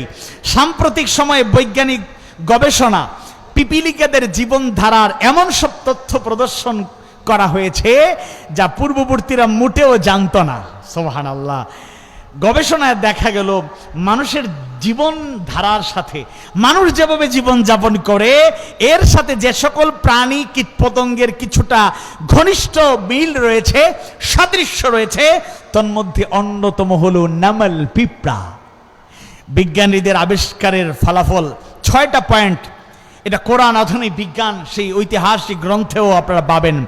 মানুষের সাথে পিঁপড়ার জীবন ধারার কেমন মিল? 6টা পয়েন্ট। 1, মানুষের ন্যায় পিপিলিকা একইভাবে মরদেহ কবরস্থ করে। আপনারা কি এরকম দৃশ্য দেখেছেন? পিঁপড়া মারা গেলে পিঁপড়ার দল, মানুষ যেভাবে আমরা কবর দেই, কবর খনন করে কবরে আমরা মানুষকে রাখি, কবরস্থ করি, পিঁপড়াদেরকে এরকম কবর দিতে আপনারা কেউ দেখছেন? আমরা দেখি নাই। খেয়াল করলে দেখবেন, মানুষের নেই পিপিলিকাও তাদের কেউ মারা গেলে টেনে টেনে টেনে একটা গর্ত করে তাদের আদলে তারা সেই গর্তের মধ্যে তারা পিপিলিকাকে কবর দেয়। 2, পিপিলিকাদের রয়েছে শ্রম বিভাজনের পরিশীলিত উন্নত পদ্ধতি, তাই তাদের পরিচালক, তত্ত্বাবধায়ক, শ্রমিক প্রধান, শ্রমিক ইত্যাদি আছে। সেক্টর ভিত্তিক ভাগ করা। ওই আয়াত দেখেন, একজন দাঁড়ায় বলতেছে, এই পিঁপড়ার দল ঘরে ঢুকো, সুলাইমান আসতেছে তার বাহিনী নিয়ে, অজান্তেই তোমাদের একেবারে পিষ্ট করে ফেলবে, ঘরের মধ্যে ঢুকে। তাদের মধ্যে ওই রকম দল, পরিচালক, তত্ত্বাবধায়ক এই সিস্টেমটা চালু রয়েছে। 3, মাঝে মধ্যে খুশগল্প করার জন্য তারা নিজেরা একসঙ্গে মিলিত হয়। এটা আমার গবেষণা, আপনাদের চিন্তা না। বিজ্ঞানীরা এগুলা রিসার্চ করে বলছেন যে তারাও আমাদের মধ্যে মাঝে মধ্যে ভালো লাগে না, গল্প করি, তাদের মধ্যে এরকম মেন্টালিটি আছে। 4 নাম্বার, নিজেদের মধ্যে যোগাযোগ রক্ষা করার জন্য তাদের রয়েছে উন্নত যোগাযোগ পদ্ধতি। 5 নাম্বার, তারা নিয়মিত বাজার বসায় দ্রব্যাদি বিনিময়ের জন্য। এরা বাজার হাট এরকম ঘাট করে, আমাদের ডেপুটি বাজার আছে, চুরুতি বাজার আছে, এরকম তারাও বাজার হাট বসায়।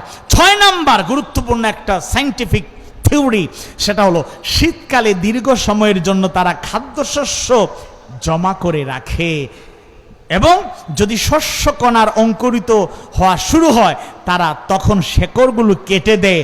মনে হয় তারা যেন এটা বুঝে যে অঙ্কুর বৃদ্ধির জন্য রেখে দিলে এটা পচে নষ্ট হয়ে যাবে। তারা এরকম চিন্তাশীল একটা প্রাণী। এবার আমরা আসি, মৌমাছি নিয়ে অনেক আলোচনা হয়েছে, আপনাদেরও জানা। অতি সংক্ষেপে আমি কয়েকটা কথা তুলে ধরি মৌমাছির ব্যাপারে। মৌমাছির নামে আল্লাহ একটা সূরা নাজিল করেছেন, এটা হলো 16 নম্বর সূরা, সূরা আন-নাহল। সূরা আন-নাহল 68 এবং 69 নম্বর আয়াতটা একটু আপনারা অধ্যয়ন করলে, স্টাডি করলে অনেক খোরাক পাবেন ইনশাআল্লাহ। আল্লাহ তাআলা জানায় দিচ্ছেন, ওয়া আওহা রাব্বুকা ইলান নাহলি আনি তাখিযু মিনাল জিবাল اتخذي من الجبال بيوتا ومن الشجر ومما يعرشون।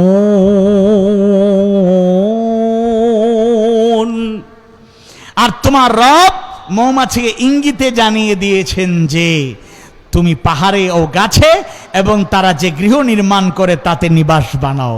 আল্লাহ তাআলা মৌমাছিকে ইঙ্গিত করে দিয়েছেন তারা ঘর বানাবে কোথায়, পাহাড়ে বানাবে, গাছে বানাবে, এবং গৃহ বিভিন্ন নিরাপদ ঘরের কোণায় তারা সেই ঘরটা বানাবে। আল্লাহর ইঙ্গিত। 69 নম্বর আয়াতে কারিমা আল্লাহ তাআলা এবার জানিয়ে দিচ্ছেন, থুম্মা কুল্লি মিন কুল্লি সামারাতি ফাসলুকি সুবুলা রাব্বিকা যুলালা ইয়াখরুজু মিন বুতুনিহা শারাবুম মুখতালিফুন আলওয়ানুহু ফীহি শিফাউল লিন্নাস ইন্না ফী যালিকা লাআয়াতান লিকওমিন ইয়াতাফাক্কারুন।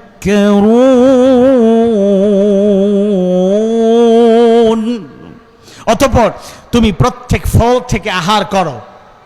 আল্লাহ তাআলা তাকে বলছেন, অতঃপর তুমি প্রত্যেক ফল থেকে আহার করো এবং তুমি তোমার রবের সহজ পথে চলো। আর পেট থেকে এমন পানীয় বের হয় যার রং ভিন্ন ভিন্ন, যাতে রয়েছে মানুষের জন্য রোগ নিরাময়, অর্থাৎ মধু। সুবহানাল্লাহি ওয়া বিহামদি সুবহানাল্লাহিল আযীম। নিশ্চয়ই এতে নিদর্শন রয়েছে সে কওমের জন্য, ইয়াতাফাক্কারুন, যারা চিন্তা করে গবেষণা করে। দেখুন, ঐতিহাসিক একটি তথ্য আপনাদেরকে শোনাতে চাই। 1973 সনে ভন ফ্রিচ মৌমাছির আচরণ ও বার্তা বিনিময় যোগাযোগের বিষয়ে গবেষণা কর্মের জন্য তিনি নোবেল পুরস্কারও পেয়েছেন। একটি মৌমাছি নতুন কোনো বাগান বা ফুলের সন্ধান পেলে চাকে ফিরে এসে সে তার সঙ্গীদের তথায় পৌঁছানোর সঠিক দিক এবং মানচিত্র এটা জানাতে তাদের একটা নৃত্য, এটা উল্লেখ করেছেন বিজ্ঞানীরা, বি ডান্স, মানে মৌমাছি নৃত্য করে করে তাদেরকে পদ্ধতির মাধ্যমে বলে দেয় ওই চাকে মধু আছে বা ওই জায়গায় মধু সংগ্রহ করব। এই সুন্দর বার্তাগুলো তারা নৃত্যের মাধ্যমে পৌঁছে দেয়। মৌমাছিদের এই গতিবিধির উদ্দেশ্য হলো শ্রমিক মৌমাছিদের মধ্যে বার্তা প্রেরণ। মৌমাছিদের এই গতিবিধির অর্থ, উদ্দেশ্য, আলোকচিত্র, অন্যান্য পদ্ধতি ব্যবহারের মাধ্যমে বৈজ্ঞানিকভাবে আবিষ্কৃত হয়েছে। আল কোরআন উল্লিখিত আয়াতের মাধ্যমে জানিয়ে দিয়েছেন যে কিভাবে এই মৌমাছি দক্ষতার সাথে তার প্রভুর প্রশস্ত পথ বের করে ফেলে। আমরা সময় যেহেতু পাচ্ছি না, আমরা সংক্ষেপের পরের পয়েন্টগুলো চলে যাই। দেখুন, পৃথিবীতে উড়োজাহাজ পৃথিবীবাসীকে তাক লাগিয়ে দিয়েছে। আর বিজ্ঞানীদের একটা গবেষণার রেজাল্ট হলো পাখি থেকে উড়োজাহাজ, পাখি থেকে উড়োজাহাজ, পাখির সাথে মিল রেখে উড়োজাহাজের আবিষ্কার হয়েছে। সূরা মুলক 67 নম্বর সূরার 19 নম্বর আয়াতের গবেষণার একটা ফলাফল। এবং লেটেস্ট কিছু উড়োজাহাজ তৈরি হয়েছে, কিছু হবে, যেটা বিভিন্ন পাখির অবয়ব, পাখিকে স্টাডি করে রিসার্চ করে তার একটু সংক্ষিপ্ত বর্ণনা আপনাদের শোনাতে চাই। সূরা আল মুলকের 67তম সূরার 19 নম্বর আয়াতে কারিমায়ে আল্লাহ সুবহানাহু ওয়া তাআলা জানায়া দেন, আওয়ালাম ইয়ারাউ ইলা الطير فوقهم صافات ويقبضن ما يمسكهن إلا الرحمن إنه بكل شيء بصير। তারা কি লক্ষ্য করেনি তাদের উপরস্থ পাখিদের প্রতি, যারা ডানা বিস্তার করে ও গুটিয়ে নেয়? পরম করুণাময় ছাড়া অন্য কেউ এদেরকে স্থির রাখে না। নিশ্চয়ই তিনি সব কিছুর সম্যক দ্রষ্টা, সব কিছুর অবলোকনকারী। আল্লাহু আকবার। পাখি যে ডানা মেলে দেয়, আবার ডানাকে সে গুটিয়ে নেয়, এটাকে নিয়ে কি কেউ ভালো করে চিন্তা করে না, লক্ষ্য করে না? বিজ্ঞানীরা ঠিকই লক্ষ্য করেছে। দেখুন, পাখিরা যখন হাওয়াতে উঠতে থাকে তখন তারা পাখা মেলে দেয়, কখন আবার উড়ন্ত অবস্থায় নিজের পাখা গুটিয়ে নেয়। এই পাখা মেলাকেই মূলত এই দুইটা শব্দ ব্যবহার করে আল্লাহ তাআলা জানিয়ে দিয়েছেন কোন সত্তাই উড়ন্ত পাখিকে আকাশে স্থির রাখেন। দেখুন, আমরা আপনারা ইচ্ছে করলেই তো এরকম উঠতে পারবো না, তাকে আল্লাহ তাআলা স্থির রাখেন। এই যে শূন্যে উড়ন্ত পাখি, এগুলাকে গবেষণা করে আপনাদেরকে একটা তথ্য শোনাতে চাই। 2023 সালের 25 সেপ্টেম্বর এই বিষয়টাকে রিসার্চ করে একজন লেখক, গবেষক চমৎকার করে তিনি বর্ণনা করেছেন। গত শতকে মানুষের অন্যতম একটা আবিষ্কার হলো উড়োজাহাজ। পাখির মতো মানুষেরও ওড়ার স্বপ্ন পূরণ হলো, দেশ বিদেশে যাতায়াত সহজ হয়ে গেল, পাখি থেকে উদ্বুদ্ধ হয়ে এই উড়োজাহাজটি আবিষ্কৃত হয়েছে। এবার একটা লেটেস্ট ইনফরমেশন আপনাদেরকে জানাই। আলবার্টস ওয়ান নামে ফ্রান্সের একটা কোম্পানি একটা এয়ারবাস এর নমুনা করেছে, একটা নতুন বিমানের নকশা করেছে আলবার্টস ওয়ান নামে। বিমানটি সামুদ্রিক পাখি, আল্লাহর সৃষ্টি আলবার্টস পাখি থেকে অনুপ্রাণিত হয়েই এই নমুনাটি করা হয়েছে। 2019 সালের নকশা বিমানটি রিমোট নিয়ন্ত্রিত ছিল এবং এটার আদলে এটা গবেষণাকে বের হয়েছে। আরেকটা আবিষ্কারের কথা বলি, একটা শিকারী পাখি আছে, এটা হলো ফ্যালকন, এটার নাম হলো ফ্যালকন, ফ্যালকন বি বোম্বার। শিকারী পাখি ফ্যালকন থেকে অনুপ্রাণিত হয়ে যুক্তরাষ্ট্রের B-2 বোম্বার যুদ্ধ বিমান আবিষ্কার করা হয়েছে। আল্লাহু আকবার। যেটার গতি থাকবে ঘন্টায় 628 মাইল পর্যন্ত। ফ্যালকন, এই পাখিটাকে রিসার্চ করে গবেষণা করে যুক্তরাষ্ট্রের সায়েন্টিস্টরা একটা গুরুত্বপূর্ণ জঙ্গি বিমান, যুদ্ধ বিমান তারা আবিষ্কার করেছেন। মেটা বার্ড আরেকটা, একটা চড়ুই পাখি, উড়ন্ত চলন্ত এবং খুব দ্রুত গতির, এটাকে রিসার্চ করেও একটা মেটা বার্ড, এই আদলে একটি বিমান, এই আদলে একটি ড্রোন আবিষ্কারের প্রক্রিয়া চলমান এবং হয়তো শীঘ্রই আমাদের কাছে এটা চলে আসবে। ড্রোন পাখি মাঝে মাঝে ঝাপটে ঝাপটে চলে, ড্রোন এখন যেগুলো দেখি একটা নিয়ন্ত্রিত কন্ট্রোলে চলে, এমন ড্রোন সামনে আসতেছে, ড্রোনটি স্মার্টফোন দিয়েও নিয়ন্ত্রণ করা যাবে, সেই ড্রোনটি পাখির মতো ঝাপটে ঝাপটে নড়ে চড়ে সেটা চলবে। এবার আপনাদেরকে পুরাতন হলেও গুরুত্বপূর্ণ একটা তথ্য আমরা জানিয়ে দিতে চাই। আমি এটা মরহুম মগফুর আল্লামা সিফাতুল্লাহ রাহিমাহুল্লাহ, প্রখ্যাত একজন আলেম ছিলেন, তিনি একটা দারসুল কোরআন একটা মাসিক প্রকাশনায় আমি পড়েছিলাম স্টুডেন্ট লাইফে, সেটা থেকে ধারণা পেয়েছিলাম। পরবর্তীতে অধ্যয়ন করে জানতে পেরেছি জঙ্গি বিমান আবিষ্কারের মূল সূত্র হলো সূরা ফিলের 3 নম্বর আয়াতে কারিমা। আল্লাহু আকবার। সূরা ফিলটা 5 আগস্টের পর থেকে আলেমরা একটু বেশি আলোচনা করতেছেন। কেন করতেছেন আমাদের জানা। বিসমিল্লাহির রহমানির রহিম ألم تر كيف فعل ربك بأصحاب الفيل ألم يجعل كيدهم في تضليل وأرسل عليهم طيرا أبابيل ترميهم بحجارة من سجيل فجعلهم كعصف مأكول الله أكبر আমরা এই সূরার প্রেক্ষাপট জানি। আব্রাহা এসেছিল কাবাগরকে ধ্বংস করতে। আপনারা সব ইতিহাস জানেন, শুধু একটা প্রশ্নের জবাব দেন, আব্রাহা কি কাবাঘরকে ধ্বংস করতে পেরেছে? কথা বলেন, পেরেছে? পারে নাই। তার দাম্ভিকতা দলিত মথিত হয়েছে।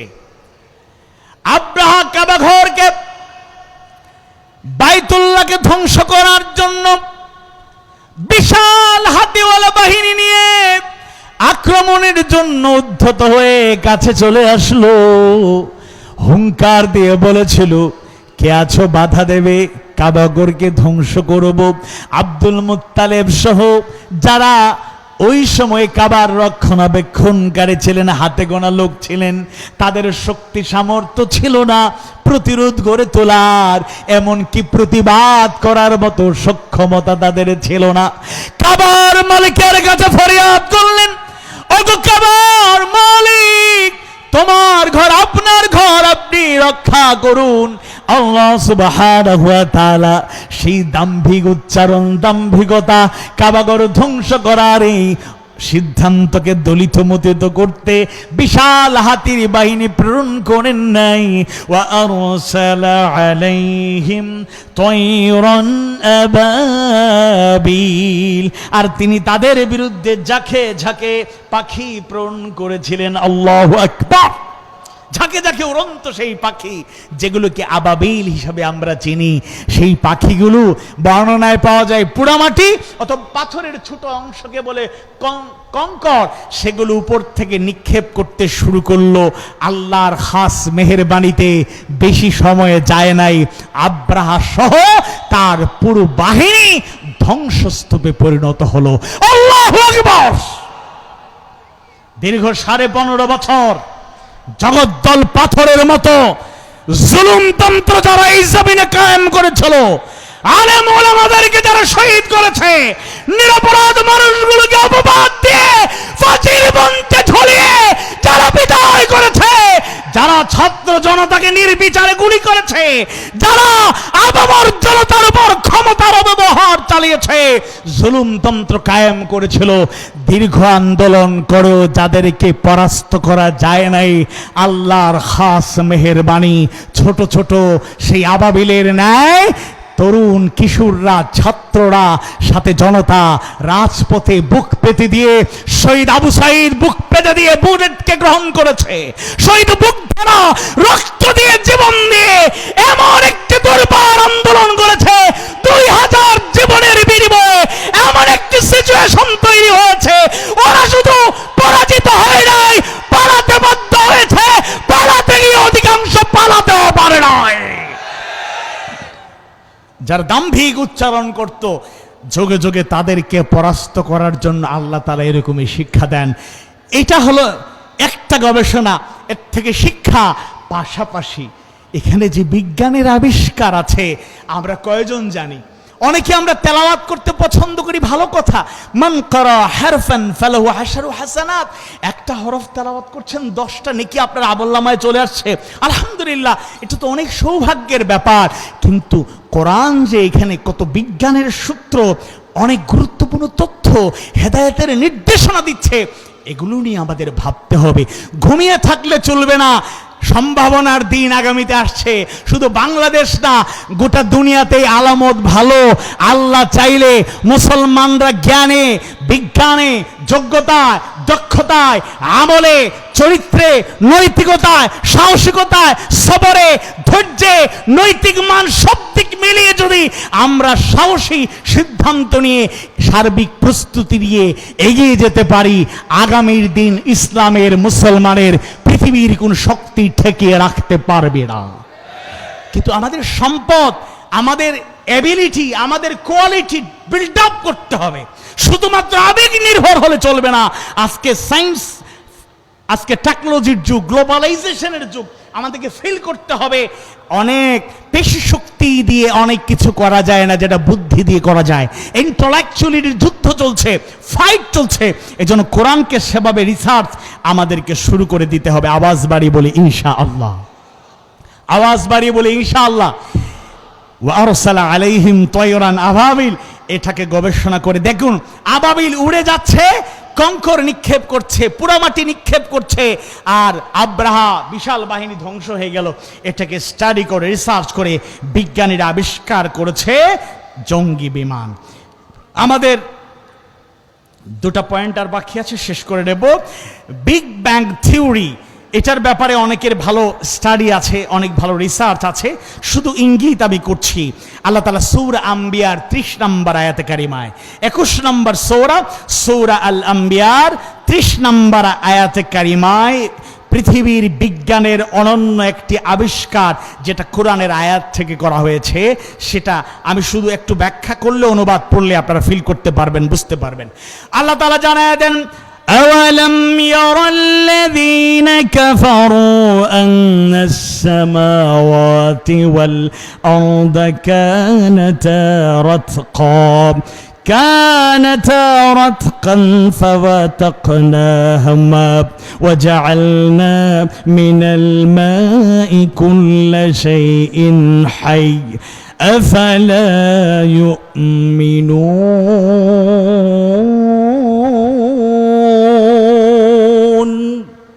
যারা কুফরি করে তারা কি ভেবে দেখে না যে আসমান সমূহ জমিন অতপ্রতভাবে মিশে ছিল, অতঃপর আমি উভয়কে পৃথক করে দিলাম, আর আমি সকল প্রাণবান জিনিসকে পানি থেকে সৃষ্টি করলাম, তবুও তারা কি ঈমান আনবে না? কুফরি যারা করে তাদেরকে আল্লাহ তাআলা ইঙ্গিত করছেন। দেখুন, সহিহ সনদে ইবনে আব্বাস রাদিয়াল্লাহু আনহুমা থেকে বর্ণিত হয়েছে, তিনি বলেছেন, এর অর্থ আসমান ও জমিন পরস্পর মিলিত ছিল, তারপর আমরা সে দুটিকে পৃথককরণ করেছি, আলাদা করেছি। হাসান ও কাতাদা রাহিমাহুল্লাহ বলেন, এ দুভয়ের মধ্যে বাতাস দ্বারা পৃথকীকরণ হয়েছে। এই বিষয়গুলো পৃথিবীর বিজ্ঞানের একটা খোরাক হয়ে গিয়েছে। মহাবিশ্বের উৎপত্তির তত্ত্বটি কোরআনে উল্লেখ করা বিজ্ঞানের বিষয়গুলোর মধ্যে সবচেয়ে গুরুত্বপূর্ণ বিষয়। 100 বছর আগে পর্যন্ত এটি বিশ্বাস করা হয়েছিল যে মহাবিশ্বের কোনো স্রষ্টা নেই এবং সর্বদা বিদ্যমান, এটা তারা বিশ্বাস করতো না। কিন্তু আলবার্ট আইনস্টাইন তার ক্ষেত্র সমীকরণ অধ্যয়নের সময় এই বিশ্বাসকে চ্যালেঞ্জ করেছিলেন। তখন তিনি এই তথ্যটি উপস্থাপন করেছিলেন যে মহাবিশ্ব একটি প্রসারিত শক্তি, ডে বাই ডে এটা প্রসারিত হয়, যা বেলুনের মতো বেড়ে চলেছে। পরবর্তীতে একজন গণিতবিদ এবং বেলজিয়ামের যাজক প্রস্তাব করেছিল যে সম্প্রসারণটি অবশ্যই একটি প্রাথমিক ও ঘন বিন্দু থেকে শুরু হয়েছিল। এই পবিত্র কোরআনেই মূলত অস্তিত্ব হয়েছিল বিগ ব্যাং থিওরির কয়েক শতাব্দীর আগে, যা ধারণাটি বিশদভাবে বর্ণনা দেয়। সর্বশেষ মূল শিরোনাম হলো কনফ্লাক্স। অর্থাৎ কনফ্লাক্স কাকে বলে? দুইটা মহাসাগরের মিলনকে কনফ্লাক্স বলে। দুইটা মহাসাগর একত্রিত হয়ে গেলে এটা যেই আবহ তৈরি হয়, যে সিচুয়েশন তৈরি হয়, এটাকে বলে কনফ্লাক্স। দুটি সমুদ্র যখন মিলিত হয় তখন তাদের জল, তাপমাত্রা, রং এবং ঘনত্বের মতো পৃথক বৈশিষ্ট্যগুলিও কিন্তু তারা ধরে রাখে। এই আবিষ্কারটি অতি সম্প্রতি সময়ে আল্লাহ তাআলা কোরআনে কিন্তু সূরা আর রহমান 55 নম্বর সূরা, এই সূরার 19 এবং 20 নম্বর আয়াতে কারিমায় সেটা জানিয়ে দিয়েছেন। মাওজাল বাহরাইনি ইয়ালতাকিয়ান বাইনাহুমা বারযাখুন লা ইয়াবগিয়ান। তিনি দুই সমুদ্রকে প্রবাহিত করেন যারা পরস্পর মিলিত হয়, উভয়ের মধ্যে রয়েছে এক আড়াল যা তারা অতিক্রম করতে পারে না। দেখুন, ব্যাখ্যার মধ্যেই পরিষ্কার হয়ে যাবে। মারজা এর আবিধানিক অর্থ হলো স্বাধীন এবং মুক্ত, ছেড়ে দেওয়া। আর বাহরাইন বলে মিঠা এবং লোনা দরিয়া দুইটাকে বোঝানো হয়েছে। একটা হচ্ছে মিঠা দরিয়া, মিঠা সাগর, মিঠা পানি, আর একটা হলো লোনা, লবণাক্ত পানি। আল্লাহ তাআলা পৃথিবীতে উভয় প্রকার দরিয়া সৃষ্টি করেছেন। কোনো কোনো স্থানে উভয় দরিয়া একত্রে মিলিত হয়ে যায়, যার নজির পৃথিবীর বিভিন্ন ভূখণ্ডে, কিন্তু পৃথিবীতে আপনারা অনেকেই ভ্রমণ করেন, এগুলো দেখেছেন। কিন্তু যে স্থানে মিঠা হলো না, উভয় প্রকার দরিয়া পাশাপাশি প্রবাহিত হয়, সেখানে বেশ দূর পর্যন্ত উভয়ের পানি আলাদা এবং স্বতন্ত্র থাকে। আমরা ভিডিওতে দেখি, বিভিন্ন ইউটিউব চ্যানেলে অনেকে এটা দেখান, দুই ধরনের পানি দুই দিকে এক জায়গায় মিলিত হয়েছে, কিন্তু আলাদা আলাদা কালার, পানির রং আলাদা, বৈশিষ্ট্য আলাদা, পৃথক থাকে। এইটাও তারা আবিষ্কার করেছেন। সম্মানিত উপস্থিতি, সম্মানিত দিনী ভাইয়েরা, আমি পরিশেষে আপনাদের সামনে যে আরজ করতে চাই, আল কোরআন ও বিজ্ঞান। ক্ষুদ্র মানুষ, অল্প পড়াশোনা করে কিছু কথা বলেছি, ভুল ত্রুটি হলে আল্লাহ তাআলা ক্ষমা করুন। শিক্ষণীয় দিকগুলো আল্লাহ তাআলা যেন আমরা রপ্ত করতে পারি তৌফিক দিন। আমার একটা সুবিধা হয়েছে, এই নোটটা আমি একটু মোটামুটি পড়াশোনা করে রেডি করেছি, আর একটু স্টাডি করলে আরও ভালো করে বলতে পারতাম। তবে আল্লাহ তৌফিক দিলে অলরেডি একজন প্রকাশকের কাছে আমার লেখাটা আমি সেন্ড করেছি, তিনি কাজ শুরু করে দিয়েছেন। কাছের মানুষ, আশা করছি এটা লিখিত আকারেও, ছোট্ট একটা বই আকারেও আল্লাহ যদি তৌফিক দেন, সেটা শীঘ্রই হয়তো বের হবে ইনশাআল্লাহ। এটা আপনাদের অবদান, আল্লাহ তাআলা আপনাদের মর্যাদা বাড়ায় দিন। আমি পরিশেষে যেটা বলতে চাই, একটা আয়াতের আলোকে শেষ করতে চাই। 21 নম্বর সূরা আম্বিয়ার দ্বিতীয় সূরা আল বাকারার 23 নম্বর আয়াত, যে আয়াতটা আপনারা জানেন, সেটা স্মরণ করিয়ে দিয়ে আমি শেষ করব।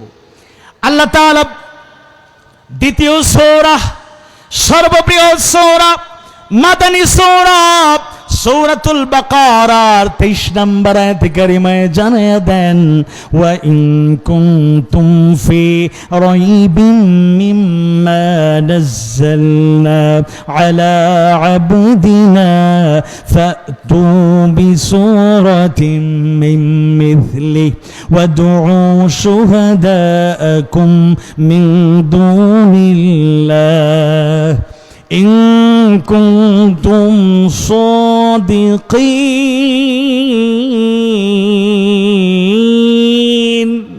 আর আমি আমার বান্দার উপর যা নাজিল করেছি, যদি তোমরা সে সম্পর্কে সন্দেহে থাকো, ফাতু বিসূরাতিন মিন মিথলি, তবে তোমরা তার মতো একটা সূরা তৈরি করে নিয়ে আসো। এই চ্যালেঞ্জ ওই সময় কেউ নিতে পারে নাই। এরপর আল্লাহ বলছেন, এবং আল্লাহ ছাড়া তোমাদের সাক্ষী সমূহকে ডাকো যদি তোমরা সত্যবাদী হও। কোরআন হলো এমন একটা আযীম কিতাব। বিরোধিতা অতীতেও ছিল, আল্লাহ রাসূলের জমানায় বিরোধিতা করেছে। আল্লাহ তাআলা চ্যালেঞ্জ করে বলেছিলেন, ফাতু বিসূরাতিন মিন মিথলি। এটা যদি মামুলি ব্যাপার হয়, সাধারণ ব্যাপার হয়, তোমাদের এত যোগ্যতা থাকে, এত ইলম থাকে, কোরআনের মতো একটা সূরার মতো একটা সূরা বানিয়ে আনো। তারা কিন্তু সেটা করতে পারে নাই, তাদের পক্ষে সম্ভব হয় নাই, তারা আত্মসমর্পণ করেছে। এরকম একটি বিস্ময়কর কিতাবের নাম হলো কোরআনুল কারীম। নিঃসন্দেহে কোরআনুল কারীম একটি কিতাব, আল্লাহ প্রদত্ত শ্রেষ্ঠ একটি নিয়ামত, মানবতার মুক্তির একমাত্র গ্যারান্টি, একটি উজ্জ্বল মুআজিজা। একথা যেভাবে সত্য, ঠিক একইভাবে সত্য হলো এটি একটি বিস্ময়কর কিতাব, বিস্ময়কর গ্রন্থ। গবেষণা করলে সহজেই বোঝা সম্ভব যে বিজ্ঞানের উন্নতি, অগ্রগতি কিংবা উৎকর্ষতার প্রধান মাধ্যম হলো কোরআনুল কারীম। জগৎ বিখ্যাত বিজ্ঞানীদের অনেকে অকপটে স্বীকার করেছেন, দ্বিধাহীনভাবে এর সপক্ষে মতামত দিয়েছেন। তাই আসুন এই কোরআনটাকে পড়ি, এই কোরআনটাকে বুঝি, এই কোরআনটাকে মানি, এই কোরআনের আলোকে একটি সুন্দর সমাজ বিনির্মাণের জন্য প্রাণান্তকর প্রচেষ্টা চালাই। আল্লাহ তাআলা সেই তৌফিক দিন। আবারও দোয়া করছি, কথাবার্তা ভুল হলে আল্লাহ তাআলা ক্ষমা করুন। শিক্ষণীয় যে কথাগুলো জবান থেকে বের হয়েছে, আমি এবং আমরা যেন মেনে চলতে পারি, আল্লাহ তাআলা সেই তৌফিক দিন। আল্লাহ তাআলা সবাইকে ভালো রাখুন, নিরাপদে রাখুন, সুস্থ রাখুন, হেফাজতে রাখুন, আমিন ইয়া রাব্বাল আলামিন। ওয়াসসালামু আলাইকুম ওয়া রাহমাতুল্লাহি ওয়া বারাকাতুহু।